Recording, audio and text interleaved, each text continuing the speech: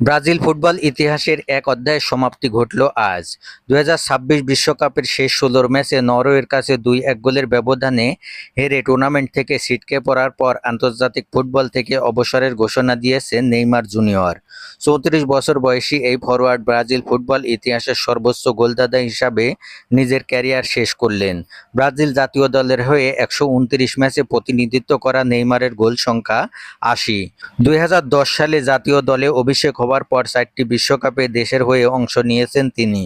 পাশাপাশি 2টি অলিম্পিক ফুটবলে অংশ নিয়ে 2012 সালে রৌপ্য এবং 2016 সালে ব্রাজিলকে ঐতিহাসিক স্বর্ণপদক জেতাতে গুরুত্বপূর্ণ ভূমিকা রাখেন নেইমার জুনিয়র।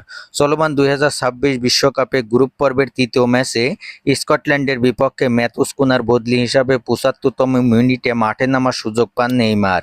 আর আজ নরওয়ের বিপক্ষে কোয়ার্টার ফাইনাল নিশ্চিতের হাই ভোল্টেজ ম্যাচে গ্যাব্রিয়েল মার্টিনেল্লির বদলি হিসাবে মাঠে নেমে যোগ করার সময়ে স্পট কিক থেকে গোল করেন নেইমার। এদিকে আন্তর্জাতিক ক্যারিয়ারের ইতি টানলেও ক্লাব ফুটবল চালিয়ে যাবেন নেইমার জুনিয়র। বর্তমানে তিনি খেলছেন ব্রাজিলের ঐতিহ্যবাহী ক্লাব সান্তোসে। এই ক্লাব থেকেই তার পেশাদার ফুটবলের সূচনা হয়েছিল। ইউরোপের বার্সা, পিএসজি এবং মধ্যপ্রাচ্যের আল হিলালের পর শৈশবের ক্লাবে ফিরে আসেন তিনি। সান্তোসে ফিরে ক্লাব সমর্থকদের আবেগঘন অভ্যর্থনা পান এবং আবারও ক্লাবটির আক্রমণভাগের মূল ভরসা হয়ে ওঠেন নেইমার জুনিয়র।